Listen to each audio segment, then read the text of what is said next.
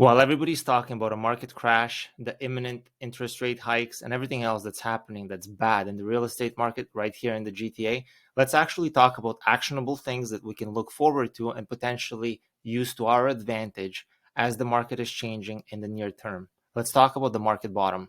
Hi, my name is Vas, and I'm a chartered professional accountant turned realtor that's built and invested in real estate right here in the GTA, in York Region, Toronto, and in secondary markets. I've always found market bottoms very interesting. I mean, none of us really know when the market's going to bottom or what will happen even tomorrow. However, there are at least a few things we can consider as we're looking at the real estate market in the aggregate and try to understand how these things are going to work their way through the market and what their impacts are going to be. The way I like to look at variables, usually the ones that we have a line of sight on. And then there are the variables that we have no line of sight on and we have no control over. We need to flush out the anomalies. And what do I mean by anomalies? Currently, we have very motivated sellers who have already purchased that need to sell. So they're quote unquote desperate. They're most likely going to take a lower price just to go through with their deals and not to risk the purchases they've already made. On the flip side, we also have buyers that have locked in old interest rates for 60 to 120 days, and they need to execute in the near term in order to be able to save those low interest rates for their mortgages. Otherwise, they'd have to get reapproved at the higher interest rates we currently have. So those are two anomalies of people currently in the market. Ones that are very eager to sell, and on the other side, you have very eager buyers that want to buy in and lock in their rates.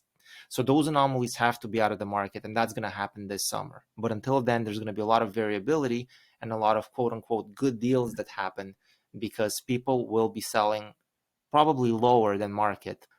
The next thing to consider is the second rate hike that we're anticipating by the Bank of Canada on June 1st. Originally, there was talks of it being 75 basis points, which scared everybody. But now that we're seeing the U.S. Economic stats come out, we're seeing that the U.S. economy is not doing that well, actually.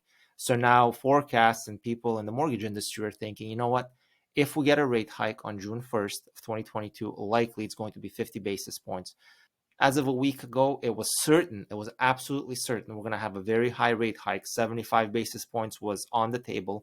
And as of right now, we're going to have a rate hike, but we just don't know where it's going to be. Likely 50 basis points, but who knows what's going to happen between then and now. The third piece that I find needs a lot of attention is the unwind of COVID mania. So it's been 2 years now since COVID started, and we're getting to some sort of semblance of normal life. What does that mean? Well, working from home is coming to an end. So again, just like working from home created a massive demand for a lot of land and people didn't want to live in condos, there's going to be an unwind of this eventually, where commuting or being within a commutable distance to your employer is going to matter. And I think this is another anomaly that's going to play out in the next 6 to 8 months, barring that we don't have another COVID lockdown. Let's talk about number 4, which is discretionary spending or lack thereof. During COVID, I feel a lot of people had this false sense of security and extra savings because all of a sudden their commuting expenses went away, their clothing expenses for the most part went away. You're just sitting at home doing nothing. Entertainment expenses were also way down. And I think this kind of created this false narrative that people had a lot more money. And on top of that, the government was giving out a ton of different subsidies. Here we are 2 years later, inflation is at record highs. And at the same time, people have to go back to work. Well, what happens? You now have to start spending money that you did not have to spend for the last 2 years. And it has to happen fairly quickly. And it has to happen at unprecedented rate because everything is a lot more expensive. Clothes are a lot more expensive. Food is a lot more expensive. Going out to eat is a lot more expensive. And commuting is insanely more expensive. So far we've covered 4 different points that we have a line of sight on that we can kind of understand over the short term. So we talked about fleshing out the anomalies of the buyers and the sellers, the next rate hike that we're going to see, the unwind of COVID and the different trends that were developed during COVID, and the lack or the false sense of savings. I think over the short term, people are going to come to the realization much faster that they don't have the discretionary spending that they thought they did. And what that's going to mean is that likely we're going to have less people spending money on discretionary items. And that naturally leads to a potential recession. In fact, we may already be in one. It's just because the lagging indicators are not there yet. but in due time, we're going to see that starting around now, chances are we had already entered into a technical recession. Now, let's talk about the two areas where we have no line of sight on and we have no control over. Number one, it's the war in Ukraine. We have no idea how long this is going to go for. How is the US going to deal with the inflation they're experiencing? In Canada, we're most likely going to end up as collateral damage to any policy the US enacts to deal with their own inflation. In terms of thinking about a market bottom, these are the considerations I think we all have to make. And at this point, we have to decide for ourselves where we think the risk is within these and then how it's going to play out.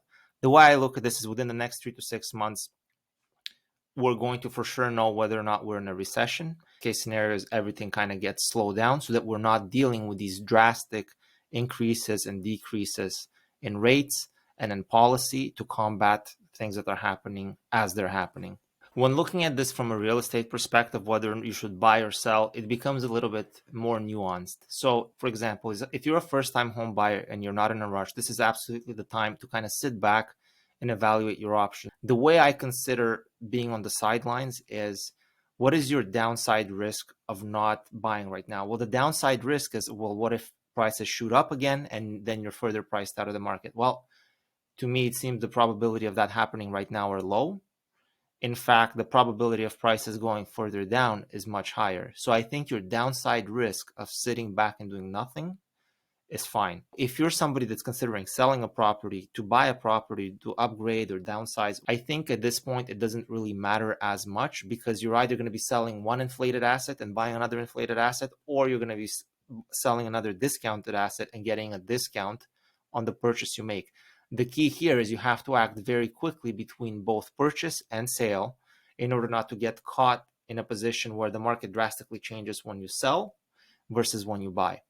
If you have any more questions in terms of how to navigate through that, feel free to give me a call or text me or email me. All my contact info is in the description below. I'd love to hear from you and answer any questions you may have about dealing with this turbulent housing market. Thank you for watching, and until next time.